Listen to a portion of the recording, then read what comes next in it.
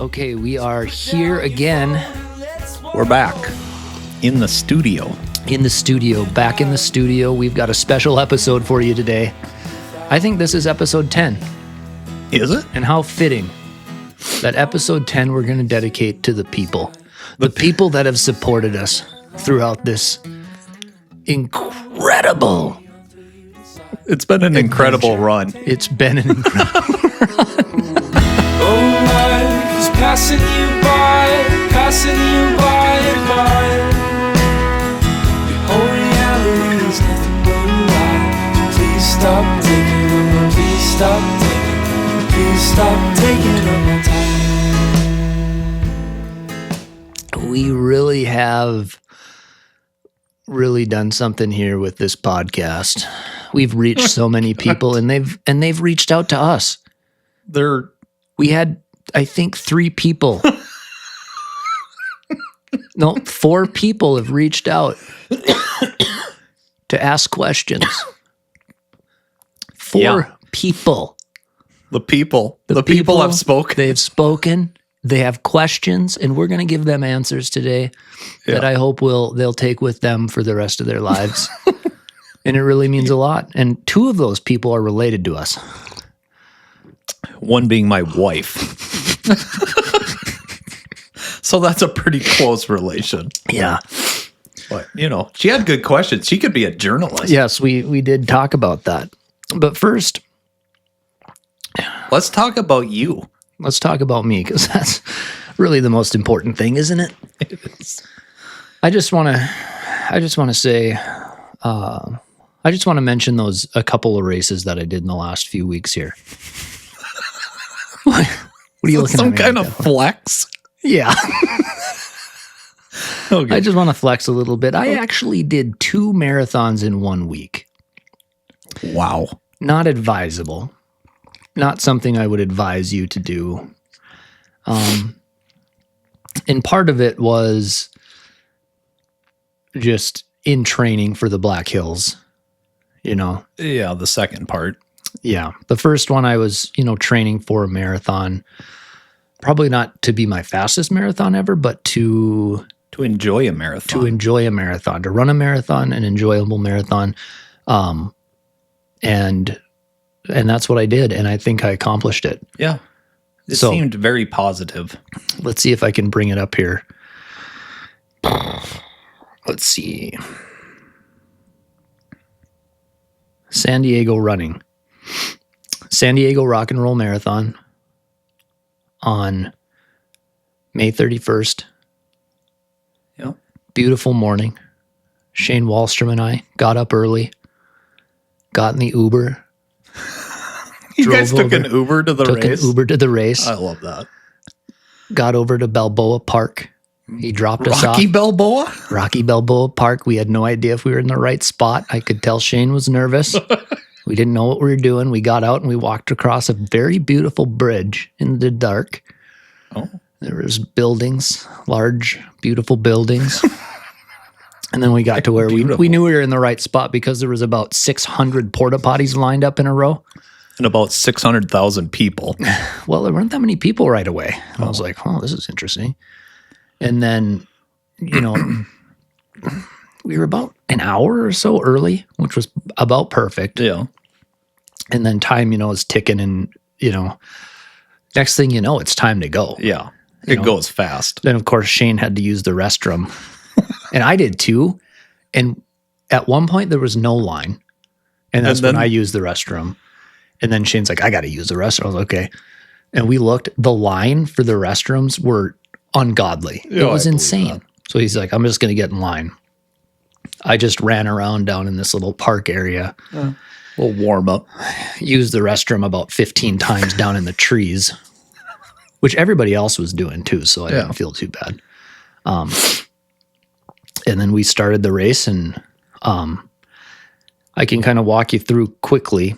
Sure. Lap 1, or mile 1, 7:22.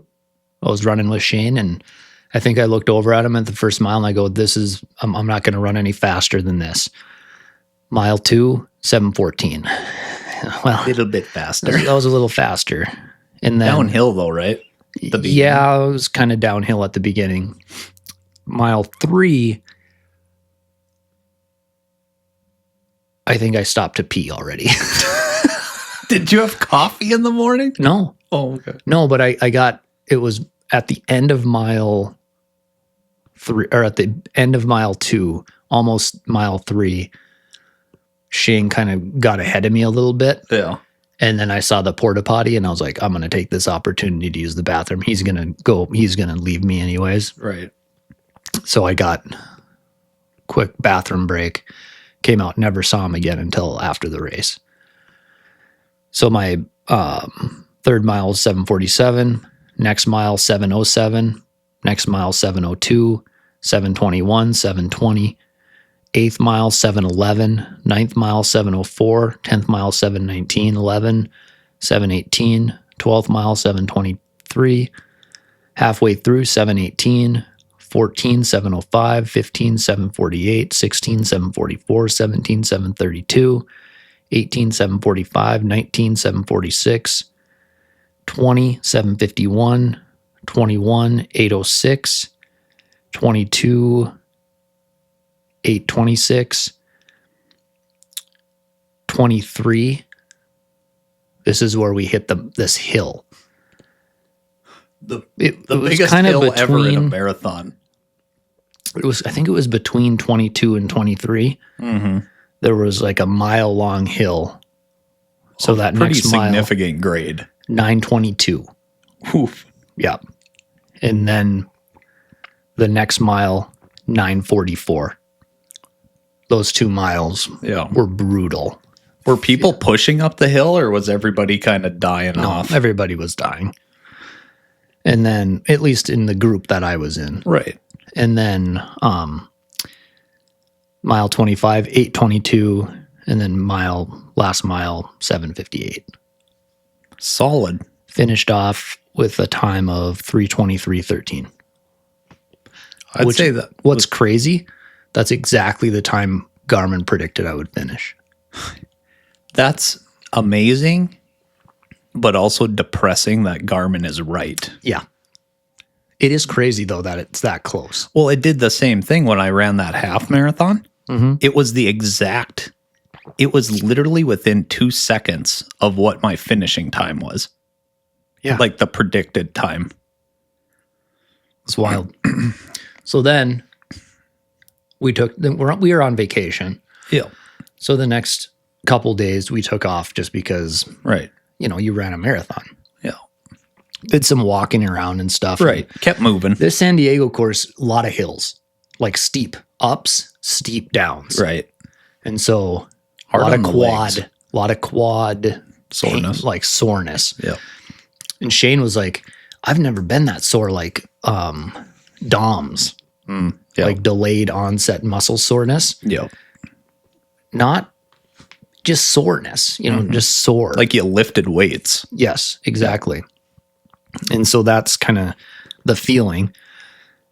And then Thursday rolls around. We're back in Williston. I ran 5 miles. Felt pretty good. Still had some of that soreness, not bad. And I was like, Williston Marathon's on Saturday. Friday rolls around. And I was like, I'm going to run the Williston Marathon tomorrow, so I'm not going to run today. So I signed up at 8 p.m. Friday night, woke up 5:30, got there, got my bib strapped on at about 6:27. Race starts at Race starts at 6:30. Walked up, first mile, 8:03, 8:09, 8:18, 8:22, 8:40, 8:21, mile 7, 8, mile 8, 8:38, mile 9, 7:59. I'll tell you, at about mile 8, I started having the feeling of there This better might be have been a bad well, idea. no, there better be a bathroom somewhere, or I'm going to have to drop. I was going to have to drop something, but I was getting very worried. Like my stomach was in disarray. I was like, this is You're bad. in panic mode. So mile 8 was 8:38. Mile 9 was 7:59 for a reason. You picked it up. I picked it up. Mile 10 was 7:56. And luckily at You were mile lighter 10, that 7. mile 10, luckily I could see. I could see at mile 10 some porta potties. Oh. And it gave me, I was like, those better be available. Right. Mile 11, I see the porta potties. This really friendly lady comes like running up to me before I get to the actual aid station. I'm in first place also, by the way, in this race. Comes the flex. Here's the flex. I'm in first place, by the way. Not by a ton. I would say at this point, probably like, this is all about 11 miles in. So probably about a mile. A mile ahead? Yeah. Oh, okay. And so, well, I'd say that's fairly significant. And so I go kind of running up to her and she's like, can I do anything for you? And I was like, just tell me those bathrooms are open.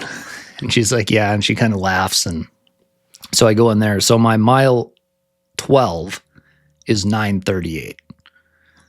At about a minute stop. So I spent some time in the bathroom. Got out mile 13, 8:08, 14, 8:09, 8:26, 8:25, 8:47, 8:51. I slowed down significantly in the second half. 8:58, 20 was 9:40. Mile 20 was tough. I don't know what happened. 9:40? Yep. Wow. Mile 22, 10:12. Ooh.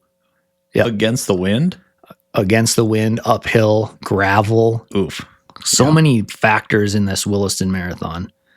Yeah. A lot of the last 6 miles were, I had a 23 was 9:46, 24 was 9:55, 25 was 10-minute mile. Oh. 26 was a 9:15 mile. Average pace 8:45, 3 hours and 50 minutes.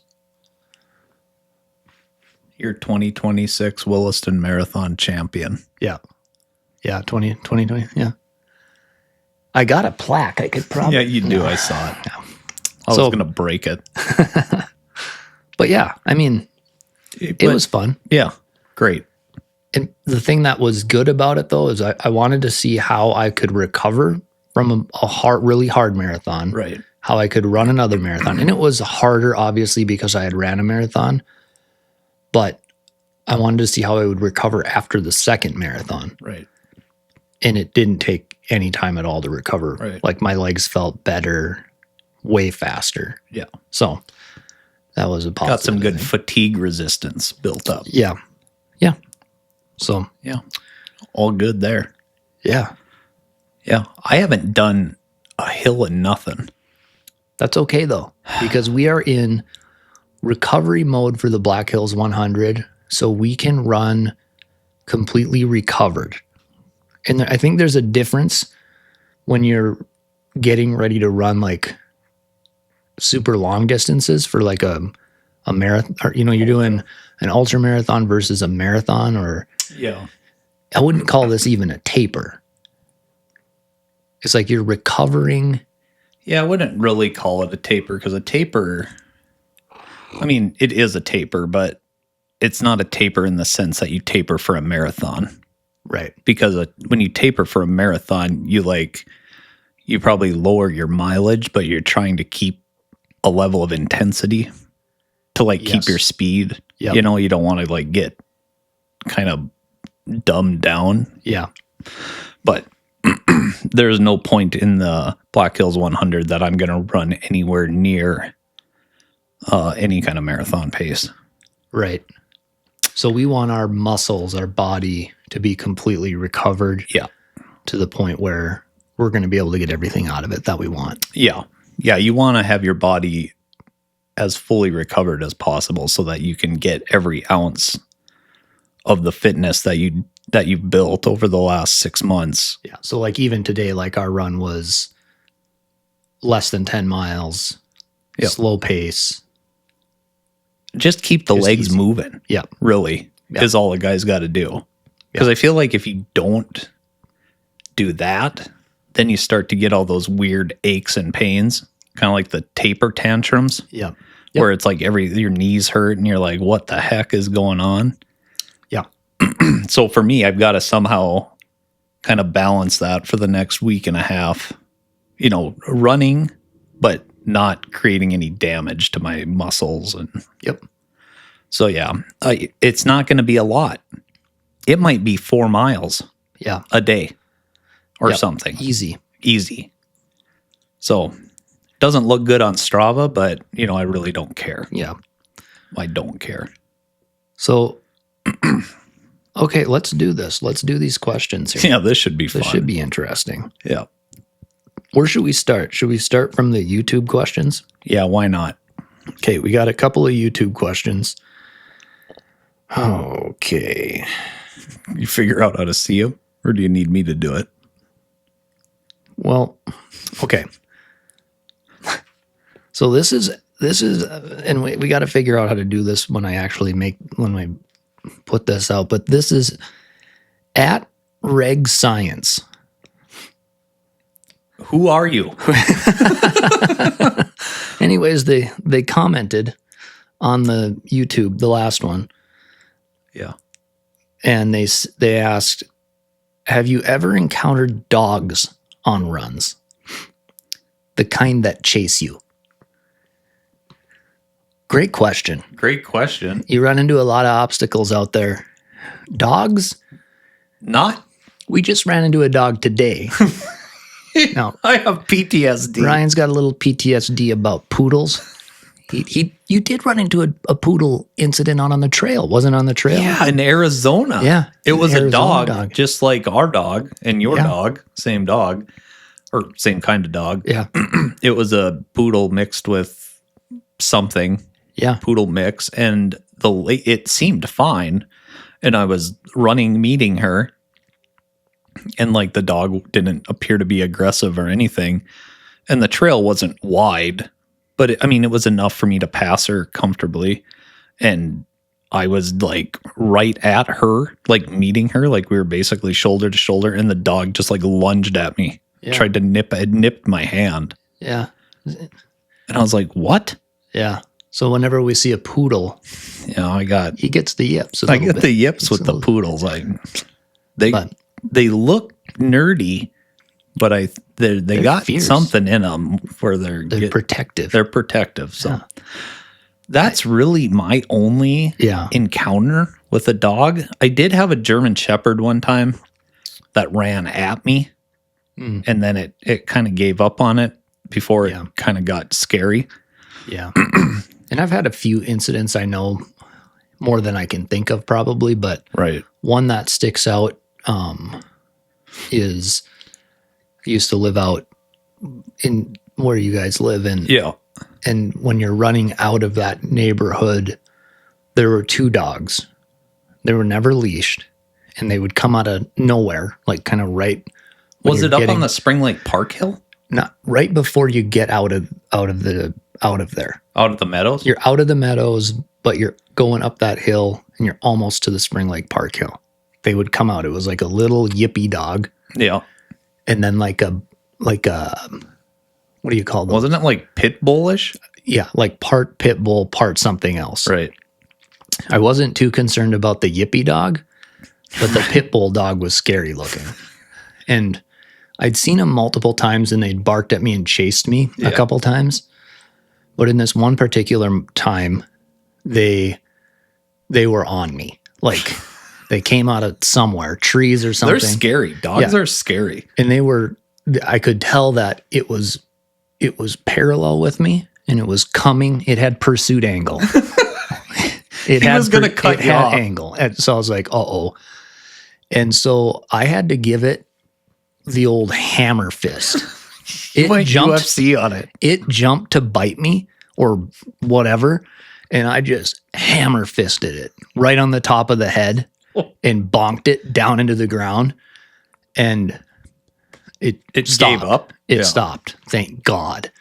So that was my scariest moment with dogs, but we had a great experience with a dog, and maybe if I can find the picture, I'll pop it up. Yeah. We went hunting. Yeah, we were hunting. We were hunting, and we were out walking around and all of a sudden this dog just appears Yeah. and follows us around as we were hunting. That Yeah, was kinda and cool. it was weird because those dogs are traditionally very, they can be aggressive, obviously, because they're like cattle dogs, and they're big. Yes. He was very big. Yeah. And so I was nervous when we first saw him, and he seemed to want to come towards us. I was like, ooh, this is probably not great here, but Yeah. he was skittish. Like, he wouldn't let you pet him or anything, but he followed us around for multiple miles. Yeah. It was kind of cool. Yeah. So hopefully reg science, that answers your question about dogs. And I would say with dogs is just be wary. Mm-hmm. Don't ever assume that they're nice or going to be friendly because you don't know. And if you're Shane Wallstrom, here's his quote. Here's what Shane Wallstrom says to every dog that he's ever seen. Is this appropriate for the podcast? He just goes, "Go home." Go home.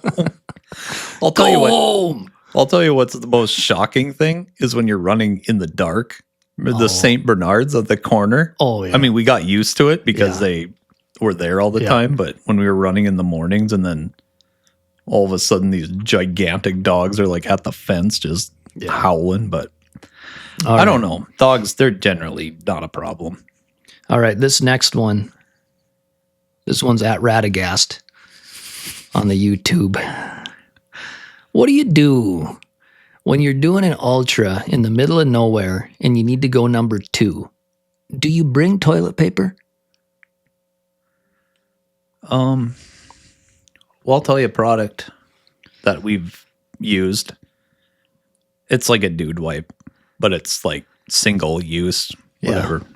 Bare butt wipes. Bare butt wipes are a great product. I'll tell you what, I'm trying to think, but I don't think that I've ever had to cross that bridge in a race. Maybe on a trail run. And I'll tell you what, the question is, has it ever happened in the middle of nowhere? What do you do? I mean, I would rather it happen in the middle of nowhere than, for example, it almost happened to me in Williston Marathon. Not a lot of cover. Not a lot of cover, right? Yeah, I mean, I'd rather anywhere to have an emergency with that in the middle of nowhere would be your best option. Yeah, exactly. Yeah, in a race, I mean, you're gonna do what you got to do. Yeah, I mean, that's kind of what it boils down to. Like, if your stomach's gone south and that's what you got, you're going to find a way to make it work. And typically these bigger races have porta potties at some of the most aid stations. Unless they're remote where like there's no crew. Yeah, like Desert Rats had porta potties at some of them. Not all of them. We utilized at we used one that was in a campground. Yeah. When you got sick during that race. It was like they also had a porta potty at a different aid station, one of the first aid stations after you went down the big hill. Anyways, so to answer your question, yes, you do pack something because it's inevitable. It will happen at some point where you're going to need it for something. Yep. You might not need it for a wipe. You might need it for something else. You never know. It's just like if you get a cut or get prepared for anything that could happen. But I mean, you always want to have something with you. And I think a lot of times you have to, you learn to be a lot more cognizant of what you're eating and consuming pre-race. Yeah. Well, exactly. Desert Rats. Yeah. Desert Rats. We're not very tolerant of dairy. No. And we went to dinner, pre-race dinner. Yep. With me and you and Dad. Yep. And, we were having a good time. Yeah. It was good food. Great food. Yep. We each had a giant piece of key lime cheesecake. Not really thinking that it was full of dairy, milk, cream. And it really took a toll on you. It sent me to A dark place. Yeah, it got dark. A really dark place. Yep. So yeah, I would say the number one thing is be prepared that it might happen. Yeah. Or yeah, be prepared like you think it's going to happen. Yeah. And then be cognizant of what you eat, what you consume pre-race. And then sometimes it might just happen. Like your stomach might turn during a race. It's like you don't know. Yeah. Could be the heat, could be your stomach is just off, Yep. So yeah. So yeah. Yeah. It's a good question. Yep. It's a concern. It's a legit question. Okay. Next question. I'm going to move over to, we're going all the way to Germany on this one. Ooh. There's 2 questions Love it. actually. From our boy Sam. From Sam from Germany. Car outside. Did you hear that? Yeah, I did. Samuel. Oh. These are great questions too. And these are, obviously these are just our answers or what we think. Yeah. So It's our opinion. it's our opinion. Yeah. These are not scientific. Yeah, by no means. So here's a question that he had. He said, what's something you think runners often think they need, but actually don't? What do you think they think they need, but they actually don't? This is a tough question. It's a tough question, but I have a good answer. Okay. And I'm so guilty of this. It's just god awful. Gear. High quality gear. Yeah. And I'm not saying that you shouldn't have high quality gear because I do think it's important. Yeah. But is it necessary to run? No. Yeah, you don't need a high quality Phoenix 8 watch. You don't. You don't even need a watch technically. No. Do you need a nice pair of shoes that's going to keep your feet safe? Yeah. But do they have to be $325 shoes? No. No, they don't. There's a lot of good shoes for reasonable money. Yeah. But it kind of depends on what you're doing. Yeah. It's like if you're planning on running ultra marathons and training for ultra marathons, yeah, you need high quality everything because you're putting a lot more on your equipment than I don't want to say average runner, but like if you're going out and running 5Ks or 10Ks or, for fun, quote unquote, obviously you can probably get by with a lesser level of running equipment, I would say. Yep. And then, his second question, and I'm going to answer his second question with kind of an opposite answer to the first question. So here's what I mean by this. His second question is, what's the most important training part of ultramarathons? I think the most important thing is the thing that you need the most. So his first question was, what do people think they need, but they don't need? Yeah.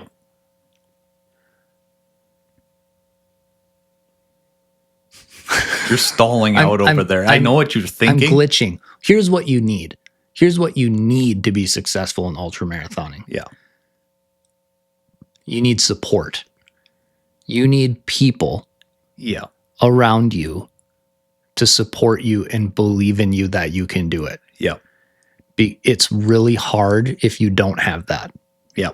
People can do it alone, but it's very difficult to do an ultramarathon alone. Not just the race, but the whole preparation and everything around it. So if you have a really good support team, it's going to be way easier to maintain all the things you need to be successful in ultramarathon, like the consistency of training. Yeah. All of it. All of it. So Every that's what I meant by that. I know I got glitched out there for a second, but glitchy. nothing's wrong with your television screens. I just couldn't quite. Couldn't put it together. That's the most important support. part of it. The support team around you, the people you surround yourself. If there's people around you that are like, nah, this running is, and I've heard this before, you're really going to damage your body by doing all that running. It's like, no, you're not. No. That's stupid. I hate that.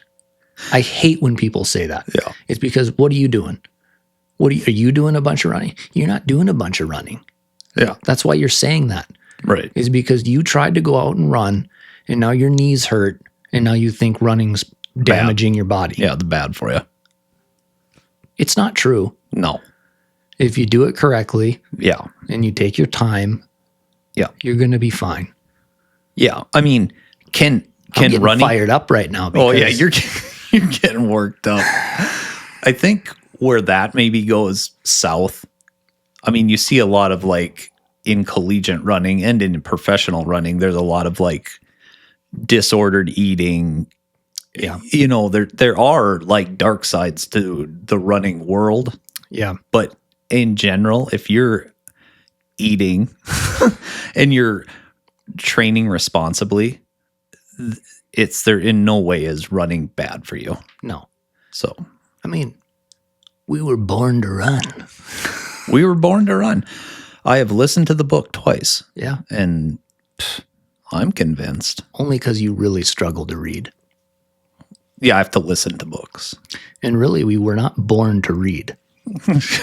As an educator, I have learned that. We were not born to read. It's very unnatural for us to read. So, anyways, but we were born to run. Yep. So running's fine. Running is fine. Don't believe it when people tell you running's actually really bad for you. It's like, that's hogwash. It's a bunch of hogwash. Yeah. Great question, Sam. Hopefully that helps you out. Sam's awesome. Yeah. Love Sam. He's also a sub-3 marathoner, ran in the Berlin Marathon. Yeah, that's awesome. That's amazing. Yeah. He also ran in the Williston Marathon the year I DNF'd the Williston Marathon. He didn't come back for it this year, though, right? No, he would have beat wasn't you. there, unfortunately. Could have ran with him. No, he would have beat you. He would have beat me. Okay. Now we're headed to, I made a post this morning. These are our last questions here. These are going to be difficult ones to answer because they're too good. The questions are too thoughtful. They come from your wife. What's the funniest memory you have of running or crewing a race? Oh boy. The funniest memory? Funniest memory. Oh man. I don't know if I have like an exact one. Yeah. I just think that it's so hard. And I feel like we just come up with the most ridiculous stuff when we're running together in the races. It's just so stupid. And it's like you're so low at times that it's just hilarious. I think probably the funniest, and it's like it's funny, but it's not funny, is when you cramped up at Black Hills last year because we're like you're laying probably in poison ivy. And I'm literally down there just rubbing your legs, and there's people going by just asking are you guys okay? It's like, do we look okay? Do we look okay here, people? No. I don't know. Yeah. Yeah. Crewing, I don't know if there's funny times when you're a crew. No, it's pretty stressful. It's stressful. So I haven't really experienced any funny things during a crewing thing. Yeah. I mean, there can be real highs when you're on the crew. Yeah. Like when your runner is really doing good. Like when you ran the 50 in Black Hills, I was amped because I was just he's having the race of his life. Yeah.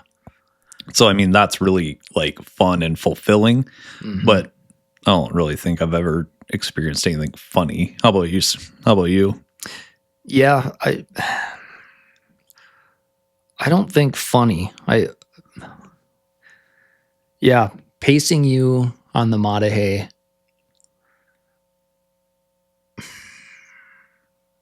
Yeah, I don't think funny. Funny's not the word. No. I mean, scary.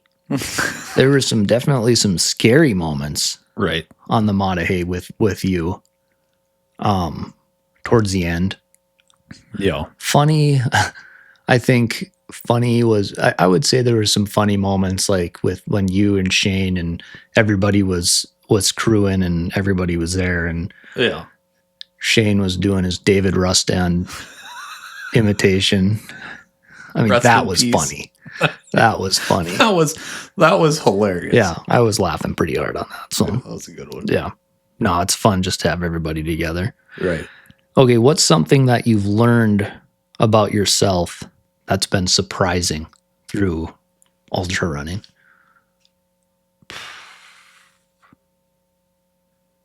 Learned about yourself. I would say that I've learned that I can be extremely dedicated to something, probably to a fault, and be like very like just dedicated like day after day after day.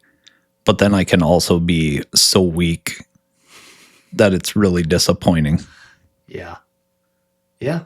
That's or that I could be humbled by something that I thought wouldn't be able to humble me.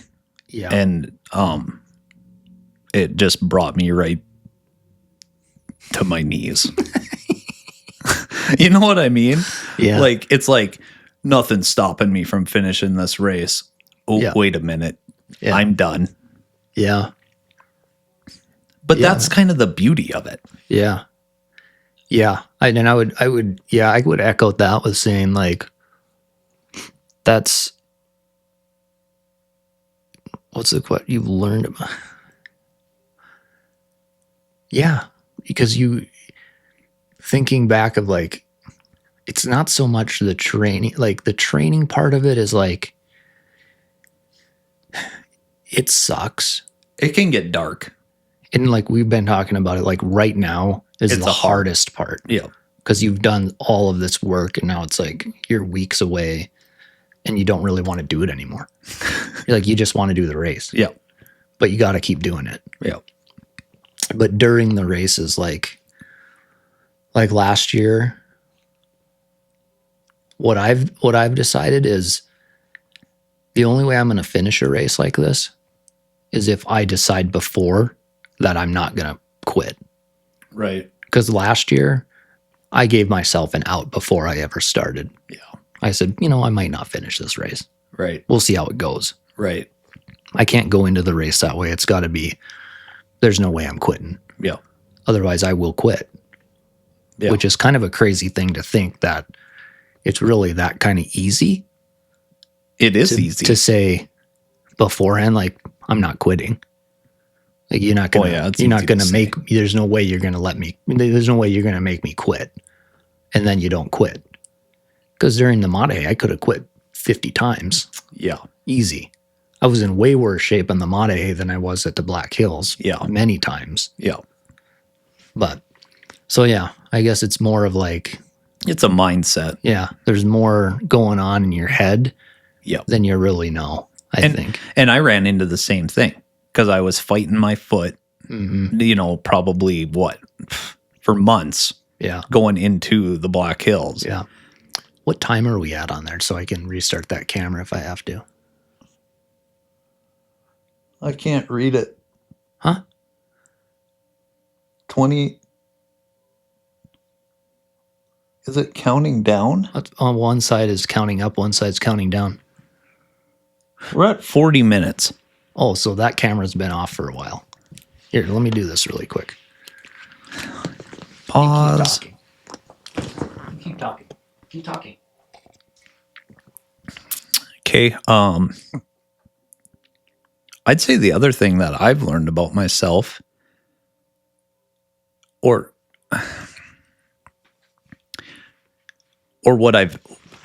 what's I feel like I've become more compassionate. Or what? Or empathetic. Through our ultras. I feel like I like have more compassion for people. I don't think you do. Just kidding. Good Lord. Yeah, no, I hear you. You just, the people that you meet and like you see people just going through it. Yeah. And like I feel like you connect on like a different level where it's like, I feel your pain. Like, I know how you feel. I know you're miserable. And like, you just, I don't know. It's a weird. Yeah. And the other thing that is interesting too is you see people that are doing way better than you. But you're not annoyed. No, you're like, you're happy for them. Yeah. You're like, wow, how can they be? You're crushing it. You're like, what are they doing? Yeah. What did you do? Want to be them? Yeah. You're like, how are they staying so positive and not, they must have those demons living in their brain right now. Well, I think every ultra runner's got demons, but they're not showing it. And that's part of it.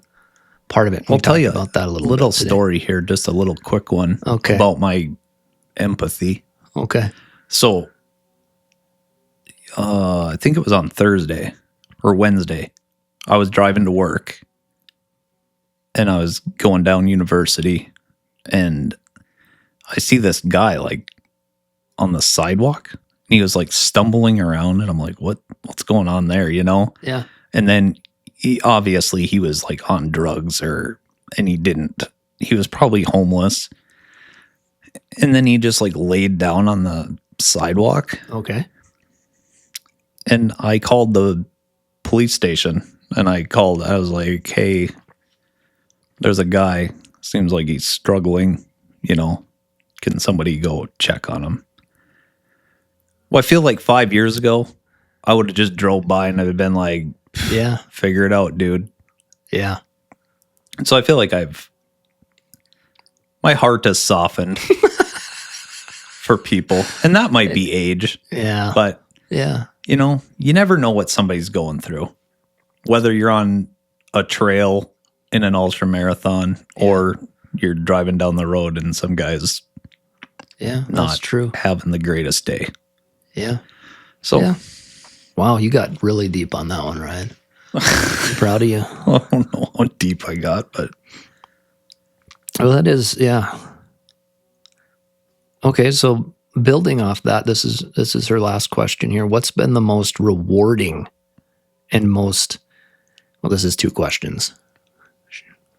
What's been the most rewarding and most challenging aspect of this lifestyle?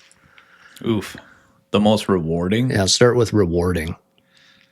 I would say the most rewarding thing about this lifestyle or ultra running or running in general is probably been the time that we've spent together as brothers. I was going to say that was the most challenging part of this. Oh, well, it could be both. It could be the answer for both. No, I agree. We tend to do that though. You and I, we find something that we're both passionate about. Yeah. And then that's how we spend time together. Yeah. You know, we've done that. We've done it with different things, but I mean, and I would say that and just like being able to commit to something and see it through. Yeah. Something extremely hard. Yeah. And I think that part of it is something like a lesson that will be taught to our children.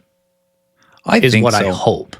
Well, I hope so. Like now our kids are at that age where, you know, that probably doesn't mean that much to them. Right. But maybe when they're our age or, you know, when they'll they look get back older, and be like, yeah, wow. Yeah. Uncle Reo and Dad, you know, they ran 100-mile races. Yeah, that's crazy. That's crazy. So, yeah, I mean, it is rewarding even though maybe they don't quite understand the magnitude of it now, Yeah. but I think they will at some point. Yeah. And the challenging part of it is a time commitment. Oh, yeah. Trying to get the running done and still be respectful of your loved ones and spending time with your kids and your wife. It's sometimes it's like it doesn't feel hard. Yeah. And then like the last 2 weeks, it has literally felt impossible for me. Yeah. And that's of no fault of my family. Yeah. It's just the way it is. It's just the way it is. And the kids it's summer. So the kids aren't going to bed as early, which is fine. Yeah. And, great. And it's fun to stay up a little later and watch a show with the kids or, whatever. Yeah. But then it's like, if I haven't gotten my run done prior to that, kiss it goodbye. Because I can't do it. I got to get up at 5 for work. And it's just, at this point in the training block, like if it was 4 months away, I'd be figuring out how to get it done. Yeah. Because I'd need to. Yeah. Right now, it's kind of like, I'm not going to push it. No. Hay's in the barn. Hay's in the barn. We're ready to go. But whatever. How about you? Yeah. I mean, that's the rewarding part about it. Yeah.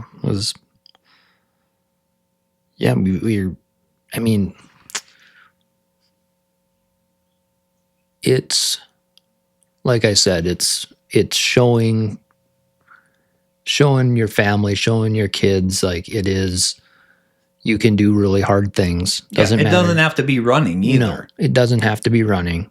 You can be successful if you do something consistently over and over again. Okay. And you don't have to be the best either. You don't have to be the best at it. No. But we're in such a small percentage of people that are doing this that it's still amazing whether you're number one or you're dead last. Yeah.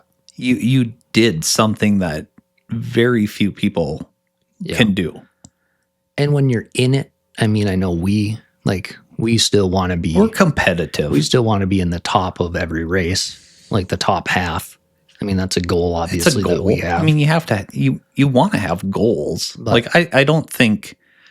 And I would say that's part of the challenge. The challenging part of this, too, of this lifestyle is I want to be the best. Yeah. I want to be competitive in the races that I run. Yeah. And it conflicts with the life that I'm living and my age. I'm not beyond the age. That's a kind of a thing with ultras too, is like age isn't the ultimate factor on who can be competitive in an ultra marathon. No. But time commitment is. Yeah. The time that you can dedicate to running is. Yeah. And so that's a challenge for me. Because it's like, I really do want to be competitive. Well, of course. But you got to accept that that's probably not in the cards. Well, yeah. I mean, to really be competitive in the sport, as dirtbag or as, unknown or obscure as ultra running is, there's still people that are extremely fast and extremely committed to being, in the top tier of ultra running. Yeah. Even at local races like the Black Hills 100. But would I like to go to Black Hills and be top 10 in the 100-mile race? Yeah. Yeah. I don't think that's out of reach for a guy like me or you. Yeah. Or us together. I mean, depends on the year. Depends who's running. But I'd say if you're... I was 11th in the 50. Yeah. But that was a good year for me. That was a great race for you. Things lined up great. So that's the challenging part for me. So, yeah. I mean, I think that answers... Yeah. That answers our question. I think that was all the good questions, wasn't it? Yeah. I like that.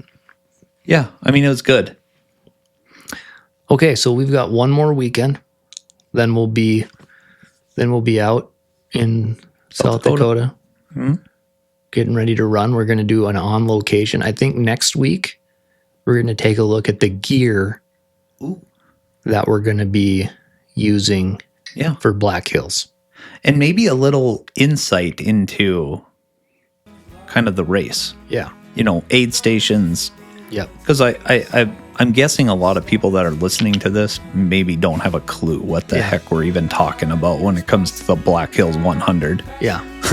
Funny note, I was telling my supervisor at work or whatever, I was telling him that I was going to be gone.